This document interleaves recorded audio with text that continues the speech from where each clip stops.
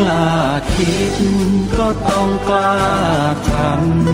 ำอย่ากลัวถ้าทำความดีเป็นศึกษาปัญหาให้ทันท่วงทีเมืองไทยจะพัฒนากว่านี้รายการดีๆคดีโลกคดีธรรมขอรำพันบรรยายความคิดเครื่องหมายแห่งสีทั้งสามงามถนัดขาวคือบริสุทธิ์สีสวัสดิ์หมายพระไตรรัตน์และธรรมะคุ้มจิตไทยแดงคือโลหิตเราใสซึ่งยอมสละได้เพื่อรักษาชาติศาสนาน้ำเงินคือสีโสภาอันจอมประชาถ้าโปรดเป็นของส่วนองค์จากริ้วเข้าเป็นไตรรงค์จึงเป็นสีธงที่รักแห่งเราชาวไทยทหารอวตารนำไปยงยุทธวิชัยวิชิตก็ชูเกียรติสยามประเทศไทยที่เจริญมั่นคงมาได้จนถึงทุกวันนี้มิได้เกิดขึ้นจากความหวาดกลัวอย่างคลาดเขลาแต่บรรพบุรุษไทยของเราทุกยุคทุกสมัยล้วนแต่มีความกล้าหาญและชาญฉลาดปกป้องเอกราชสร้างชาติให้เกิดความมั่นคงโดยมีธงแห่งพระไตรรัตน์เป็นเครื่องนำชัยจึงเป็นที่มาที่ไปของรายการคดีโลกคดีธรรมกล้าคิดก็ต้องกล้าทำอย่ากลัวถ้าทำความดีเป็นศึกษาปัญหาให้ทันท่วงทีเมืองไทยจะพัฒนากว่านี้รายการดีๆคดีโลกคดีธรรมรายการดีๆคดีโลกคดีธรรม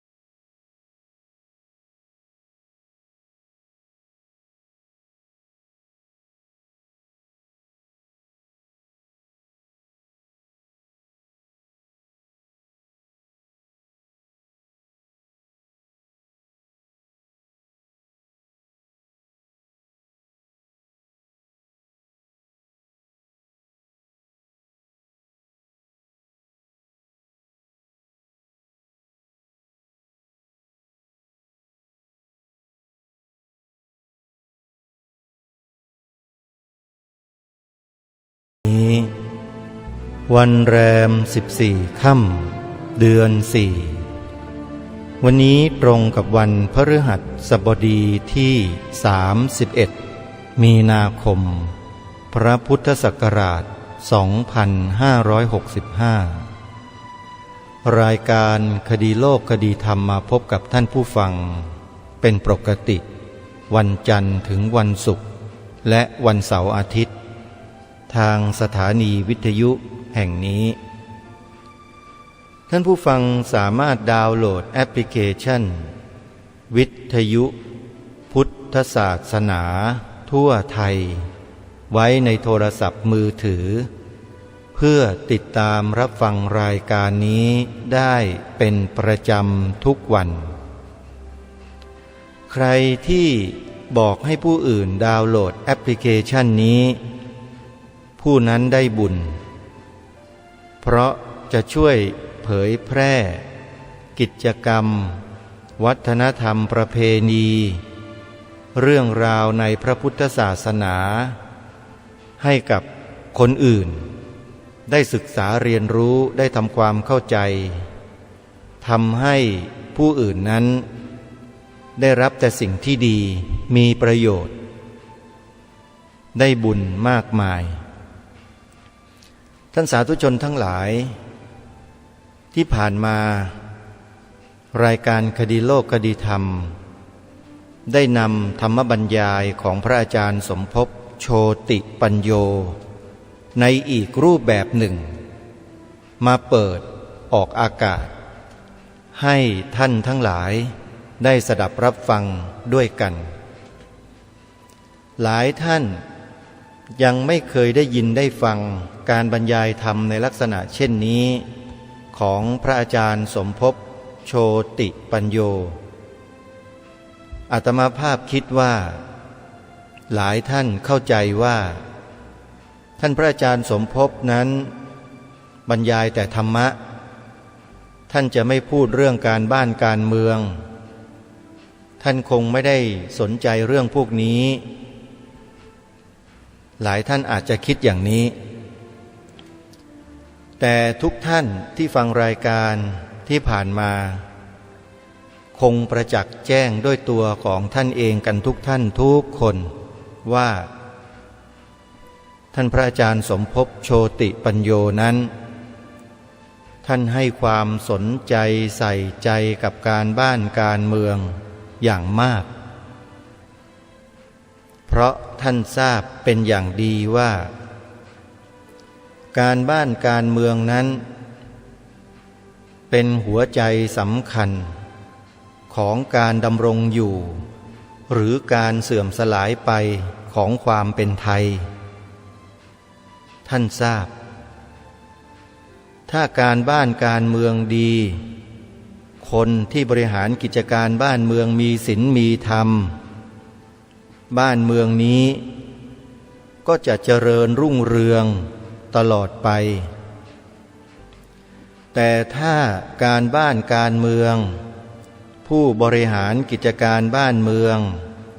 ไร้ศีลไร้ธรรมบ้านนี้เมืองนี้ก็คงจะล่มสลายไปในที่สุดความเป็นไทยก็จะไม่หลงเหลือให้เรา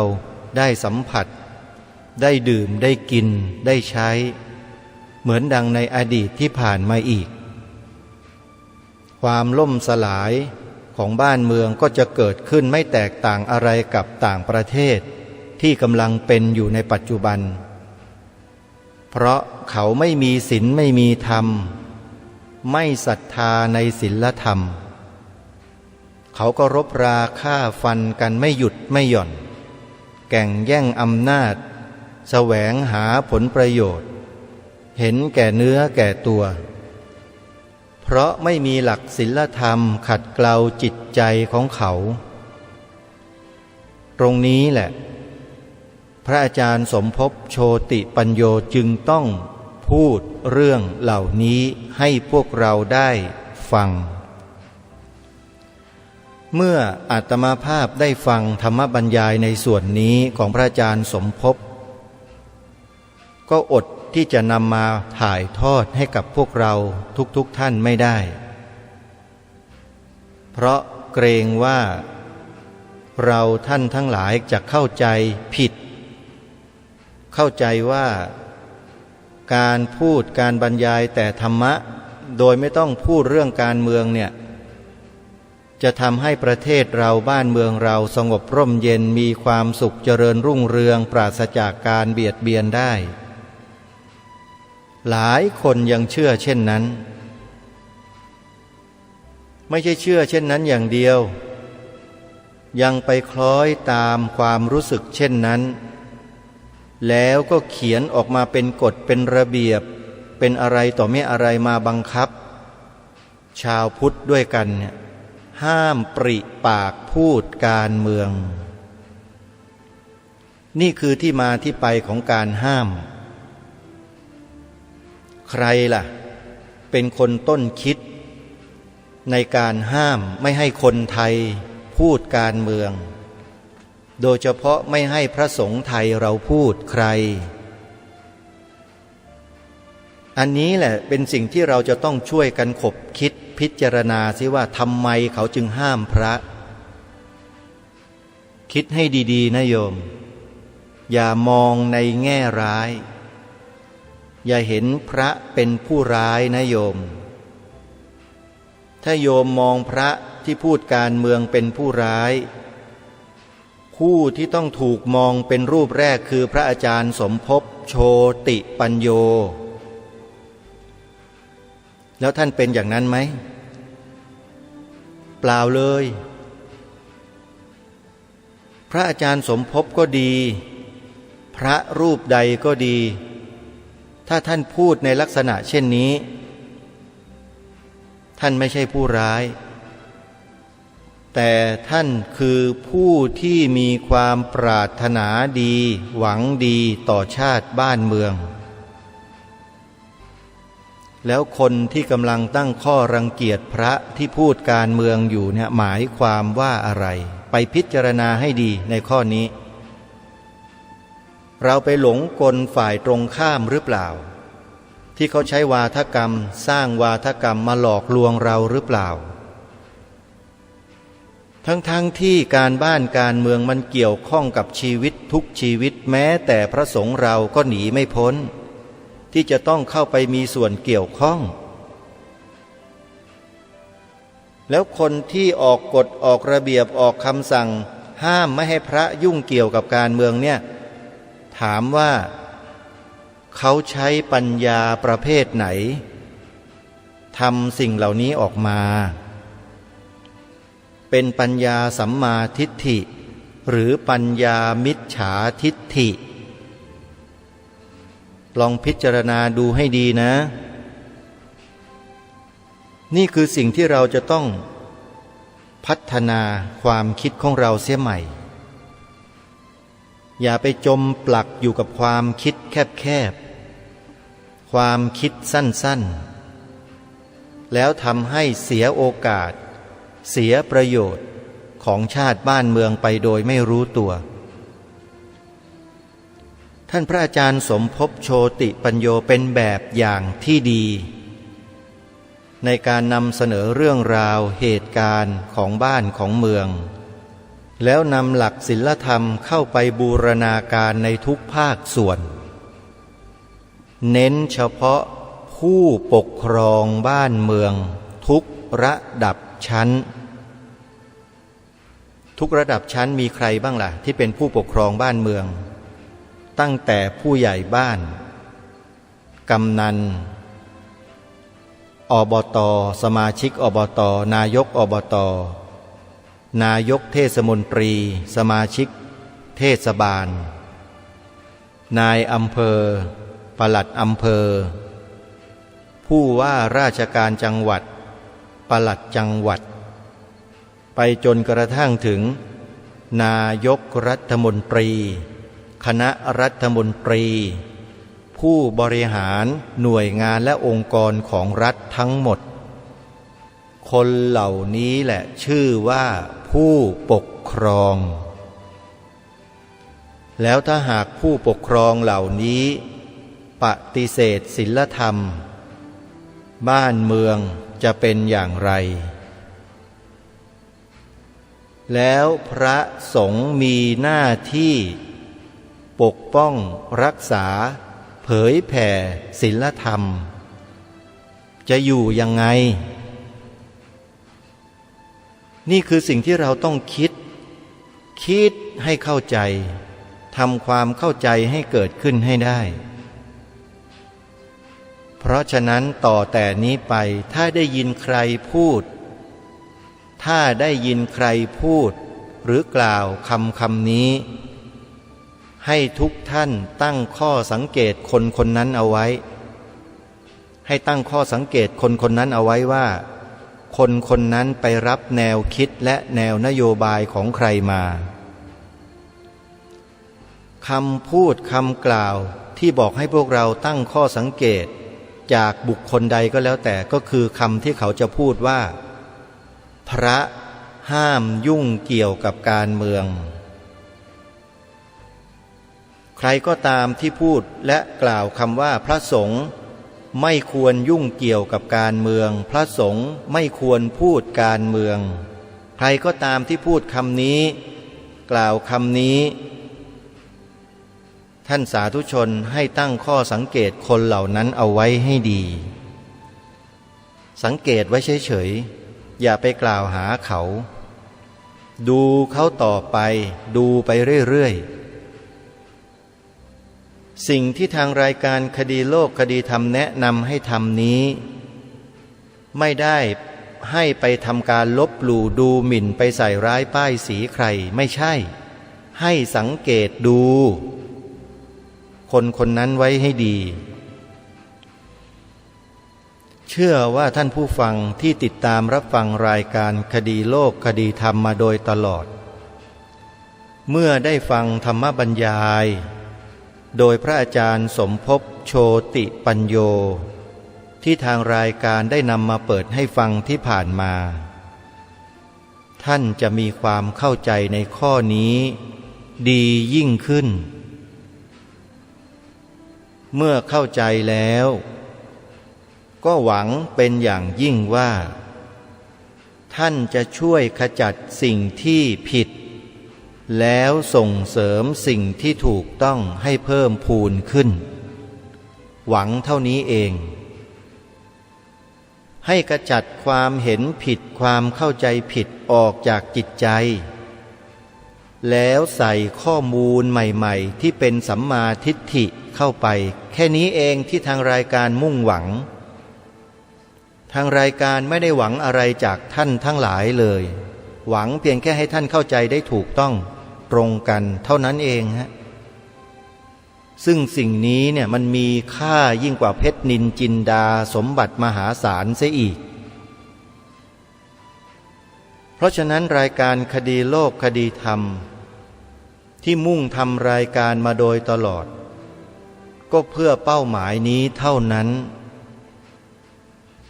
คือต้องการให้ท่านผู้ฟังเข้าใจถูกต้องตรงกันอย่างเดียวฮะแล้วให้ยอมรับความจริงยอมรับความถูกต้องให้ปฏิเสธสิ่งที่ผิดให้ตัดขจัดสิ่งที่เข้าใจผิดออกไปจากความรู้สึก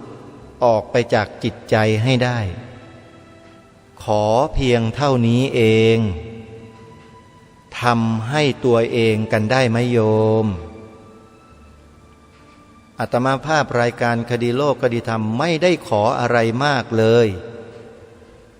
ขอแค่นี้เอง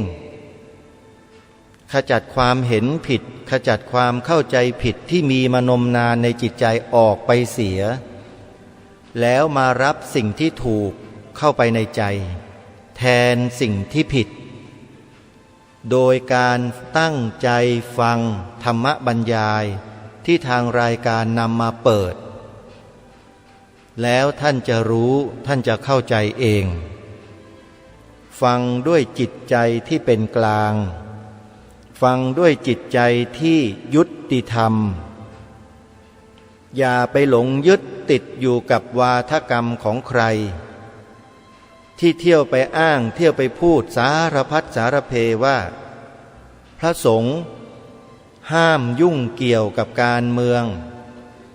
พระสงฆ์อย่าพูดการเมืองไอ้ความเห็นผิดข้อนี้แหละที่เราถูกปลูกฝังมาโดยตลอดโดยใครนั้นให้ท่านไปสังเกตคนคนนั้นเอาเองไปดูตามดูสิว่าคนพวกนั้นเขาทำอะไรเช้าตื่นขึ้นมาเขาเคยนำอาหารไปใส่บาตรพระไหมมีกิจกรรมทางพระพุทธศาสนางานวัดงานวาต่างๆทำบุญกิจกรรมงานปริวาสปฏิบัติธรรมบวชเนกขัมมะคนที่พูดวาทกรรมเหล่านี้เราเคยเห็นเขาเดินไปแนวหน้าเป็นผู้นำเพื่อไปสร้างกิจกรรมดีๆในวัดวาอารามบ้างหรือไม่ให้สังเกตแค่ตรงนี้แหละ แล้วนำมาเทียบเคียงดูกับสิ่งที่เขาพูดกับพฤติกรรมที่เขาทำเนี่ยมันสวนทางกันหรือว่ามันตรงกันให้เราตั้งข้อสังเกตคนพวกนี้แค่นี้เองคนนี้อาจจะเป็นผู้นำอาจจะเป็นผู้ใหญ่บ้านกำนันหรืออบต.หรือนายอำเภอปลัดอำเภอข้าราชการในอำเภอหรือเป็นผู้ว่าปลัดจังหวัดผู้ว่าราชการจังหวัดหรือข้าราชการในจังหวัดถ้าเขามาพูดแบบนี้ให้เราสังเกตดูว่าคนพวกนี้เขาเดินเข้าวัดเข้าวาในวันพระในวัน8 ค่ำ 15 ค่ำบ้างไหมเขาเคยมานำประชาชนสวดมนต์ไหว้พระอาราธนาศีลไหมเขาเคยใส่ใจกิจการงานของวัดวาอารามในพระพุทธศาสนาหรือไม่นี่คือสิ่งที่ทางรายการให้พวกเราตั้งข้อสังเกตคนพวกนี้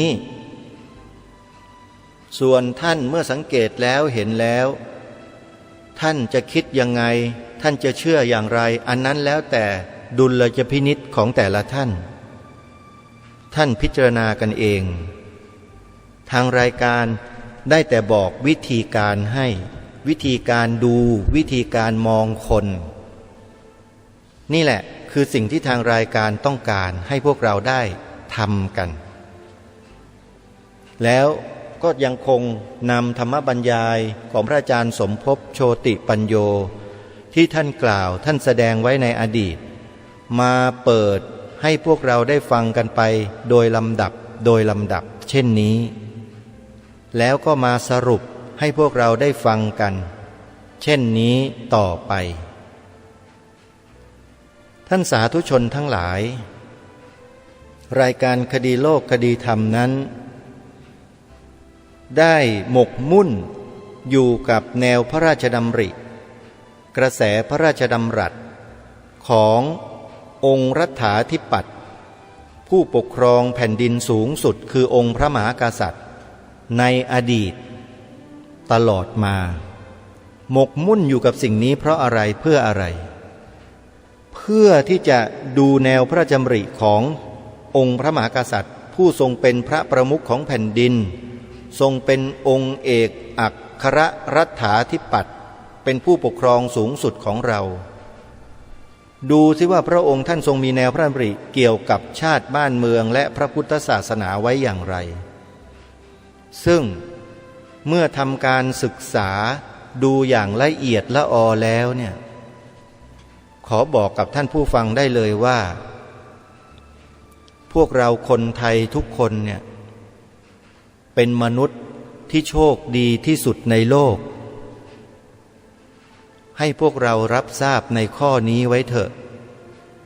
พวกเราคนไทยทั้งหลายทั้งปวงเป็นผู้ที่มีความโชคดีที่สุดในโลกที่เราเกิดมาเป็นมนุษย์เกิดอยู่บนผืนแผ่นดินไทยผืนนี้ซึ่งเป็นผืนแผ่นดินหรือประเทศที่เกลื่อนกล่นไปด้วยหลักธรรมคำสอนในพระพุทธศาสนามีวัดวาอารามมีสำนักปฏิบัติธรรมมีสำนักสงฆ์มีที่พักสงฆ์มีสถานธรรมสถานปฏิบัติธรรมเกลื่อนกล่นอยู่ในแผ่นดินหรือบนแผ่นดินผืนนี้ทั่วไปทั้งแผ่นดินมีพระสงฆ์ผู้ทรงความรู้ทั้งด้านปริยัติปฏิบัติปฏิเวทคอยถ่ายทอดหลักธรรมคำสอนในรูปแบบต่างๆให้พวกเราได้ศึกษาเรียนรู้และปฏิบัติตามมนุษย์อย่างพวกเราคนไทยเนี่ย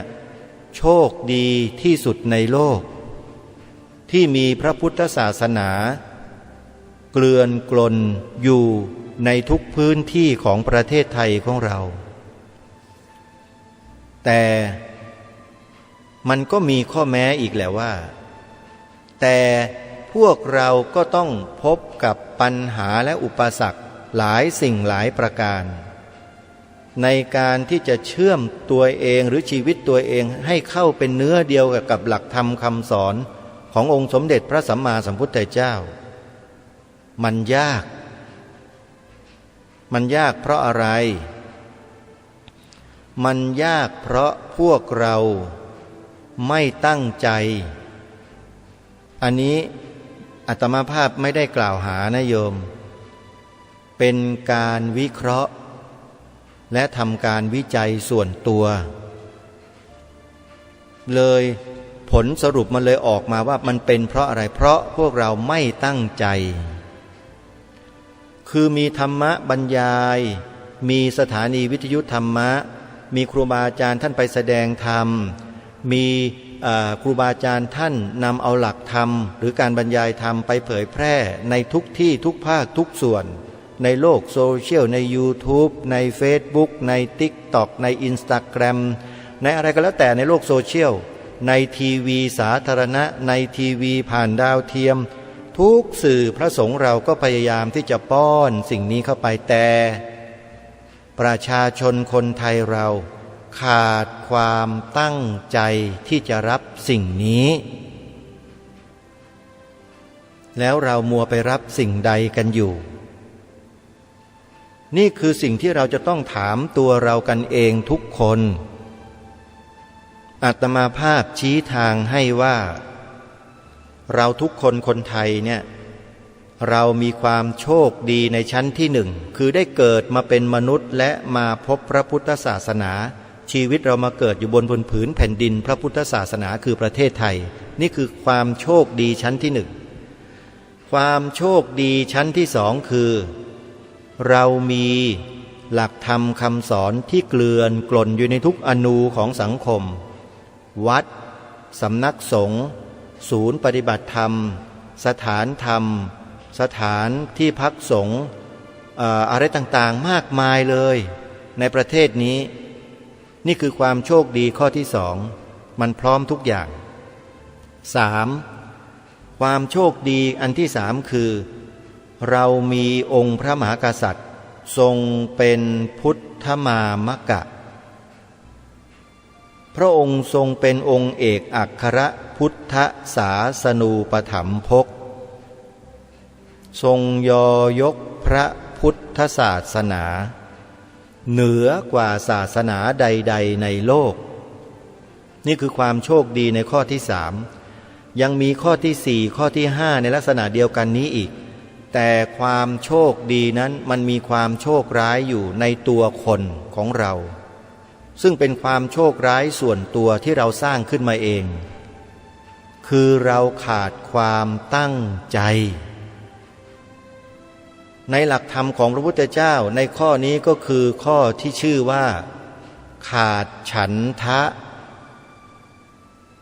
ฉันทะคือความพึงพอใจความตั้งใจที่จะนำเอาหลักธรรมคำสอนเหล่านี้เข้าสู่จิตใจเข้าสู่ชีวิตเราขาดข้อนี้กันใช่หรือไม่เมื่อเราขาดความตั้งใจความขวนขวายความแสวงหาความต้องการธรรมะมันก็ไม่เกิดขึ้น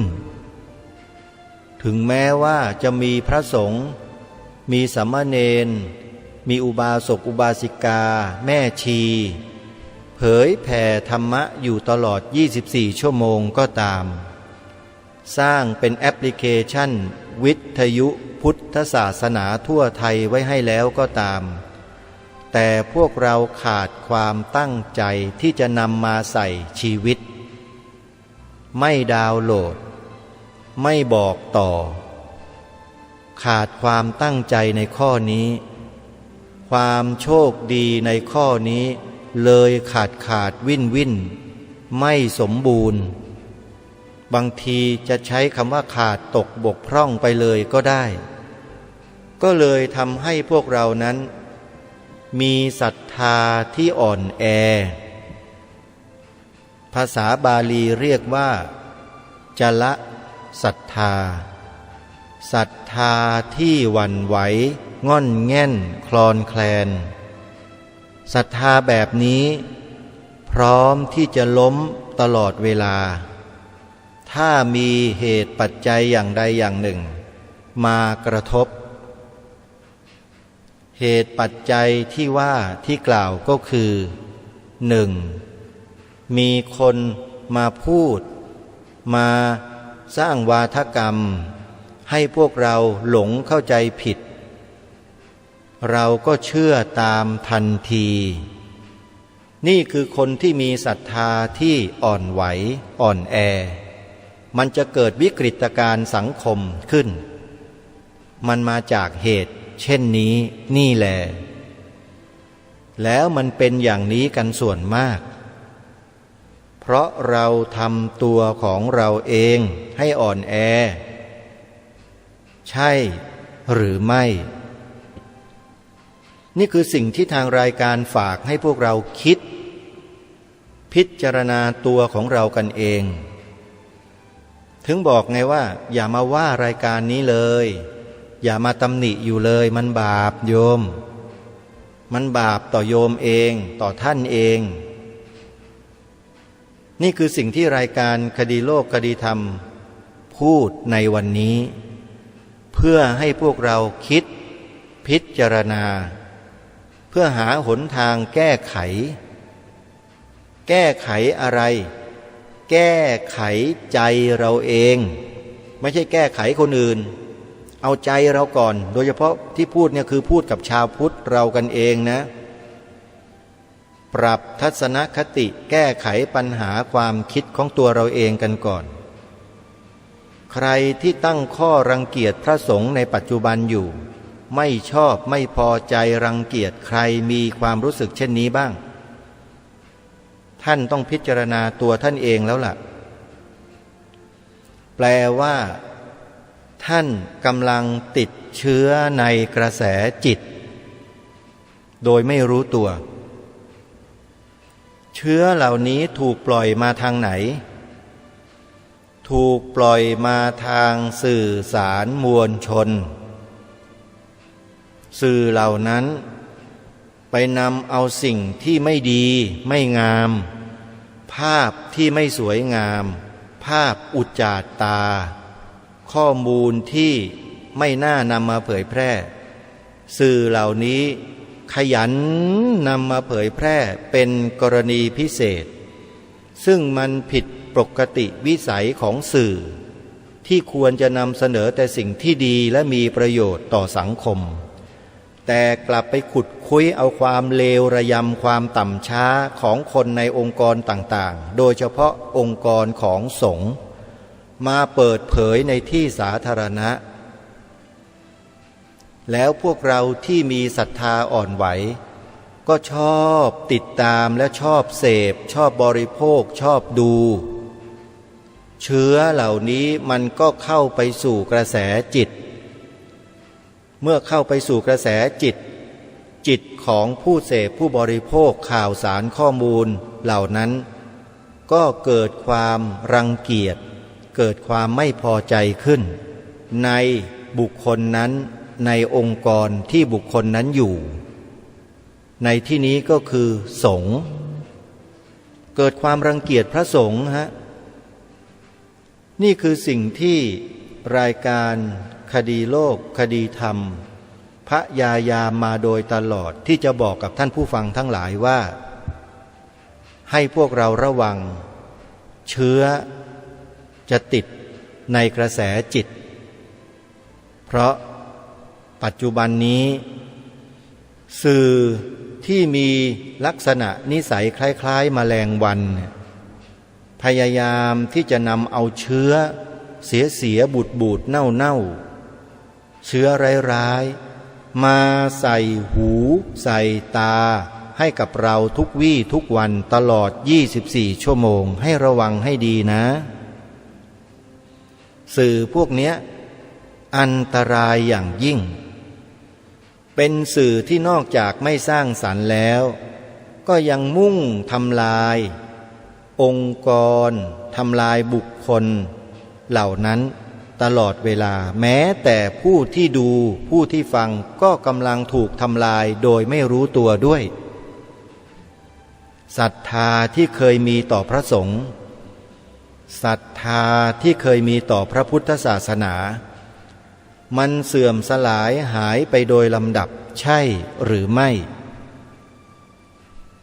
แล้วบางที กลับไปยกย่องชมเชยศาสนาอื่นลัทธิอื่นแทนศาสนาพุทธของปู่ย่าตายายของพ่อแม่ตัวเองซะอีกด้วยจริงหรือไม่ลองพิจารณาดูข้อนี้กันให้ดีถ้าหากมีลักษณะอาการเช่นนี้กับใครก็ตามให้ท่านทราบไว้เลยว่าท่านกำลังติดเชื้อในกระแสจิตผู้ที่ส่งเชื้อเข้ามาคือสื่อแมลงวันรายการนี้รายการเดียวในโลกที่พูดแบบนี้ทำไมล่ะก็เป็นนักวิเคราะห์ไงวิเคราะห์สถานการณ์ของมนุษย์ที่มีพฤติกรรมเปลี่ยนแปลงอาตมาภาพตั้งประเด็นนี้ขึ้นมาเป็นข้อศึกษาก็พยายามที่จะหาข้อมูลหาเหตุหาปัจจัยจนกระทั่งพบในเชิงประจักษ์แล้วก็นำมาบอกให้กับท่านผู้ฟังทั้งหลายได้ทราบถึงเส้นทางการมาของเชื้อร้ายที่มันมาทำลายจิตใจของชาวพุทธของคนไทยของเราให้เห็นอย่างชัดเจนว่ามันเกิดมาจากสื่อแมลงวันท่านสาธุชนทั้งหลายด้วยเหตุนี้เองรายการคดีโลกคดีธรรมจึงพยายามนำธรรมบรรยายของพระอาจารย์สมภพโชติปัญโยรูปนี้มาเปิดให้พวกเราได้สดับรับฟังกันเพื่อปรับทิฏฐิปรับความคิดเห็นที่กำลังถูกสื่อแมลงวันทำลายอยู่ทุกวี่ทุกวันเนี่ยให้กลับมาฟื้นคืนดีขึ้นเรื่อยๆให้ทุกท่านทุกคนได้มองเห็นความสำคัญในสิ่งที่พระอาจารย์สมภพโชติปัญโยท่านพูดไว้สิ่งนั้นน่ะคืออะไรคือเรื่องของการบ้านการเมืองเราจงอย่าปฏิเสธต่อไปเลยนะโยมนะว่าพระสงฆ์ไม่เกี่ยวกับการเมืองพระสงฆ์ไม่ควรมายุ่งเกี่ยวกับการเมืองพระสงฆ์ไม่ควรมาพูดอะไรๆเกี่ยวกับการเมืองเนี่ยขอให้เราเนี่ยทำลายความคิดความเห็นในข้อนี้ทิ้งไปได้ไหมโยม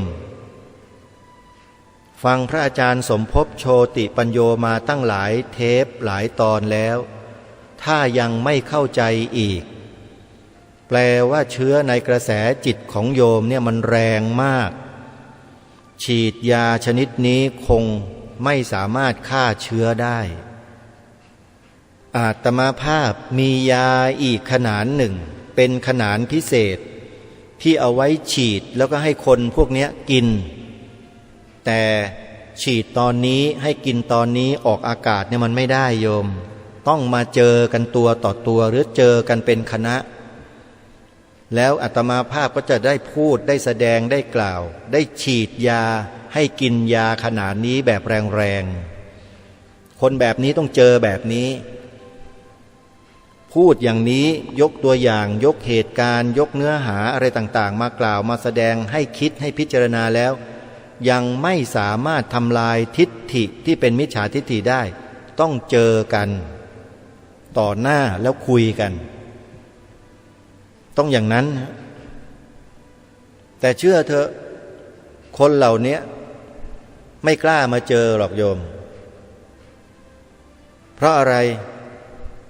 เพราะเขากลัวทีมเขาไม่ได้กลัวอาตมาหรอกแต่กลัวทีมของอาตมาถ้าได้รู้ว่าทีมของอาตมามีใครบ้างแล้วเขาคงไม่กล้าไม่ได้ท้าทายนะโยมไม่ได้เก่งหรอกอาตมาไม่ได้เก่งแต่ทีมของอาตมาเขาเก่งพร้อมที่จะอธิบายให้ข้อมูลให้ความรู้อย่างเผ็ดมันคันแก่ท่านได้อย่างเจ็บแสบได้อย่างปวดแสบปวดร้อนนะว่างั้นเถอะกลัวท่านจะรับไม่ได้เรื่องนี้เป็นเรื่องที่มีความสำคัญมากเรื่องทิฏฐิเรื่องความเห็นเนี่ยถ้าคุณเห็นผิดเพียงแค่นิดเดียวคุณทำลายชาติบ้านเมืองนี้มีส่วนทำลายชาติบ้านเมืองนี้ได้ทันที ความเห็นผิดอะไรล่ะความเห็นผิดที่ว่าคุณปฏิเสธคุณคิดที่จะทำลายทำร้ายรังเกียจพยาบาทพระสงฆ์คุณเนี่ยคิดผิดแล้วเอาอย่างนี้แล้วกันถ้าอาตมาภาพจะตั้งคำถามนี้ให้กับคนที่มีทิฏฐิดิ่งคือมีศรัทธาที่ล้มเหลวให้คุณเลือกแบบง่ายๆเนี่ยคุณกล้าที่จะเลือกไหมต้องเลือกนะไม่เลือกไม่ได้ให้เลือกระหว่างโจร3จังหวัดภาคใต้ที่ฆ่าพระฆ่าข้าราชการทหารตำรวจฆ่าผู้บริสุทธิ์อยู่ตลอดเวลาเนี่ยพวกโจรพวกนั้นน่ะ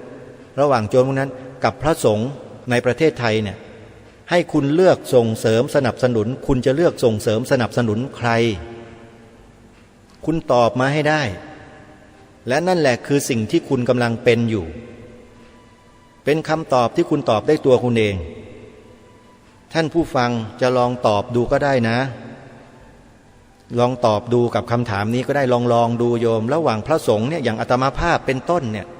กับโจร3จังหวัดภาคใต้ที่เข็นฆ่าพระสงฆ์ฆ่าผู้บริสุทธิ์ทหารตำรวจตายเป็นหมื่นๆเนี่ยโยมจะเลือกส่งเสริมใครระหว่างอาตมาภาพพระสงฆ์ทั่วๆไปที่โยมรู้จักรู้เห็นอยู่เนี่ยกับโจรพวกนั้นน่ะโยมจะส่งเสริมใครนี่พูดในแง่ของการส่งเสริมนะทีนี้พูดอีกแง่หนึ่งแง่มุมกลับถ้าจะให้โยมขจัดบุคคลระหว่างโจรใต้กับเหล่าพระสงฆ์ในประเทศไทยขจัดให้ออกไปจากประเทศนี้ไม่ให้มีไม่ให้เหลืออยู่นะทำยังไงก็ได้เนี่ยโยมจะขจัดใครคำตอบเนี้ยมันสามารถตอบทุกคำถามที่ถามมาได้ทั้งหมดเลยและตัวเองก็ตอบตัวเองได้ทั้งหมดเลยเห็นหรือยังโยมมันง่ายไหมล่ะแค่เนี้ยเราก็เห็นได้แล้วว่าพระสงฆ์ควรเป็นบุคคลที่เราจะต้องช่วยส่งเสริมสนับสนุนหรือไม่หรือทำลายทิ้งด้วยการเพิกเฉยไม่เอาใจใส่ไม่ดูแล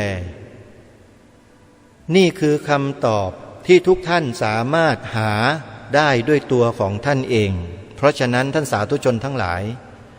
ที่ทางรายการได้หยิบยกธรรมบรรยายของพระอาจารย์สมภพโชติปัญโย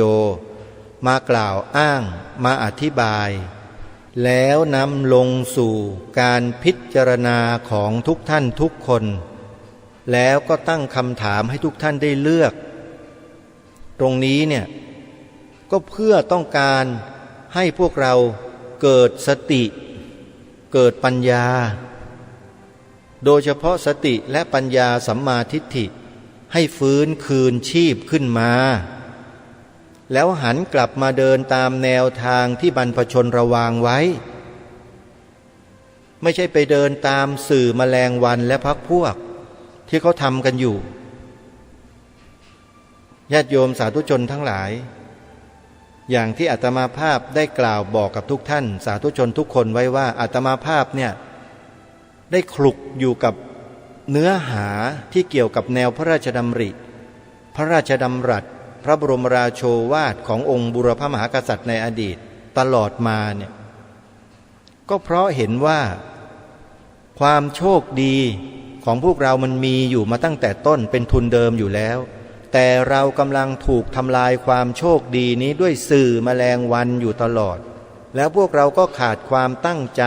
ที่จะนำเอาสิ่งที่ดีๆเนี่ยเข้าสู่ชีวิต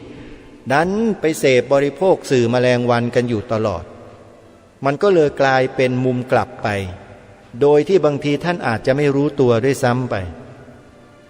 รายการคดีโลกคดีธรรมก็เลยมาสะกิดมาบอกให้พวกท่านว่าท่านกำลังหลงทางนะกำลังหลงแนวคิดของสื่อแมลงวันอยู่นะระวังนะท่านนะที่ท่านหลงที่ท่านติดอยู่เนี่ยเพราะเหตุมันมีอยู่ก็คือท่านขาดความตั้งใจที่จะนำเอาหลักธรรมคำสอนธรรมบรรยายการแสดงการกล่าวที่พระสงฆ์หรือครูบาอาจารย์ผู้ทรงความรู้ความเข้าใจท่านกล่าวท่านแสดงอยู่ตลอด24ชั่วโมงเนี่ยท่านขาดความตั้งใจที่จะนำใส่จิตใส่ใจของท่านท่านต้องกลับมาศึกษามาเรียนรู้มาดูมาฟังครูบาอาจารย์ของเราแล้วนะ ไม่เช่นนั้นเชื้อในกระแสจิตมันจะกระจายไปทั่วร่างกายและสุดท้ายมันเข้าไปสู่สมองท่านทีนี้ก็จบเลยนะสมองแตกเส้นเลือดแตกเกิดเป็นอัมพฤกษ์อัมพาตในที่สุดตายอย่างทรมานนะท่านนี่คือคำตักเตือนที่ทางรายการเตือนด้วยความหวังดีและปรารถนาดีต่อทุกท่านให้ท่านพิจารณาศึกษาดูจิตดูใจของท่านเองให้ดีๆแล้วท่านมีโอกาสไม่สายเกินแก้ถ้าเราคิดจะแก้ไขไม่มีคำว่าสายเลย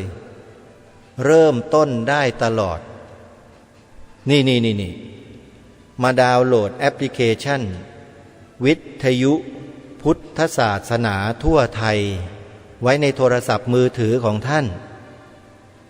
รับรองได้ว่าถ้าท่านเปิดแอปพลิเคชันนี้ฟังตลอด24ชั่วโมงโดยไม่ไปฟังสื่อแมลงวันหนึ่งท่านจะแก้ไขสถานการณ์ในจิตใจของท่านกลับร้ายให้กลายเป็นดีได้แน่นอนเพราะไม่มีสิ่งใดหรอกที่จะแก้ไขความร้ายได้นอกจากความดีเท่านั้นความดีเท่านั้นแหละที่จะแก้ไขความเลวร้ายทั้งหลายทั้งปวงได้การที่พระอาจารย์สมภพโชติปัญโยบรรยายเรื่องการเมืองเป็นสิ่งที่พระอาจารย์สมภพกำลังนำความดี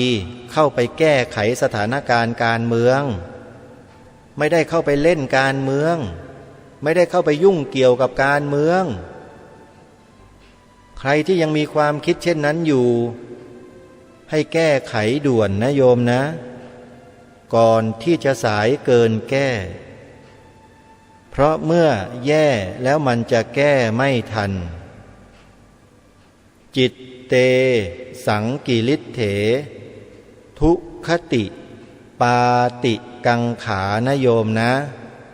จิตที่เศร้าหมองจะมีทุกขติเป็นที่หวังได้นะโยมสัตว์นรกเปรตอสุรกายและสัตว์เดรัจฉานจะเป็นที่หวังได้นะโยมนะกลับมาเถอะมาช่วยกันเผยแพร่แอปพลิเคชันนี้ดีกว่าวิทยุพุทธศาสนาทั่วไทยบอกให้ญาติธรรมเราดาวน์โหลดกันให้ไปทั้งประเทศไปเลยบุญกุศลจะเกิดใหญ่ในบ้านในเมืองนี้แน่นอน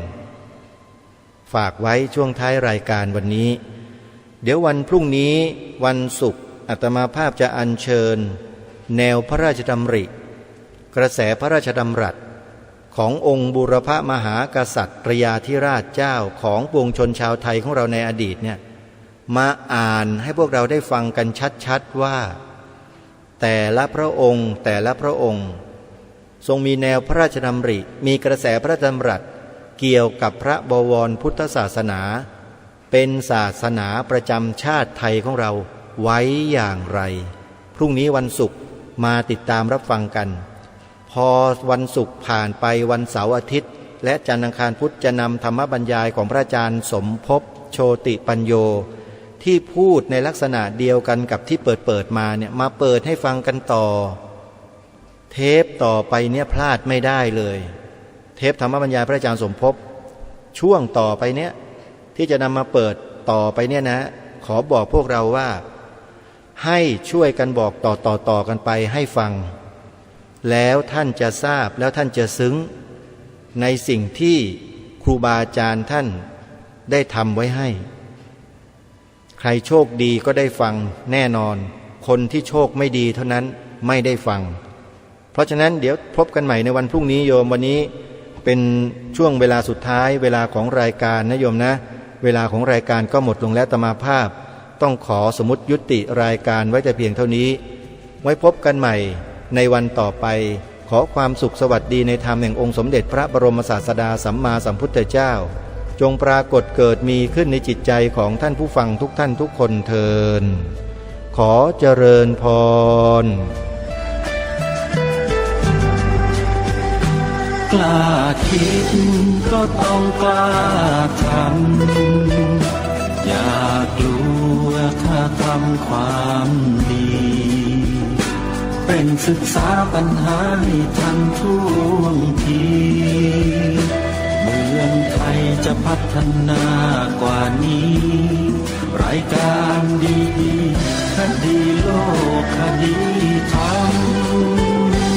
ขอรำพันบรรยาย ความคิดเครื่องหมายแห่งสีทั้งสามงามถนัดขาวคือบริสุทธิ์สีสวัสดิ์หมายพระไตรรัตน์และธรรมะคุ้มจิตไทย แดงคือโลหิตเราใสซึ่งยอมสละได้เพื่อรักษาชาติศาสนา น้ำเงินคือสีโสภา อันจอมประชาถ้าโปรดเป็นของส่วนองค์จับริ้วเข้าเป็นไตรรงค์ยิ่งเป็นสีธงที่รักแห่งเราชาวไทย ทหารอวตารนำไปยงยุทธวิชัยวิชิตก็ชูเกียรติสยาม ประเทศไทยที่เจริญมั่นคงมาได้จนถึงทุกวันนี้มิได้เกิดขึ้นจากความหวาดกลัวอย่างคลาดเขลาแต่บรรพบุรุษไทยของเราทุกยุคทุกสมัยล้วนแต่มีความกล้าหาญและชาญฉลาดปกป้องเอกราชสร้างชาติให้เกิดความมั่นคงโดยมีธงแห่งพระไตรรัตน์เป็นเครื่องนำชัยจึงเป็นที่มาที่ไปของรายการคดีโลกคดีธรรมกล้าคิดก็ต้องกล้าทำอย่ากลัวถ้าทำความดี เป็นศึกษาปัญหาให้ทันท่วงทีเมืองไทยจะพัฒนากว่านี้ รายการดีคดีโลกคดีธรรม รายการดีคดีโลกคดีธรรม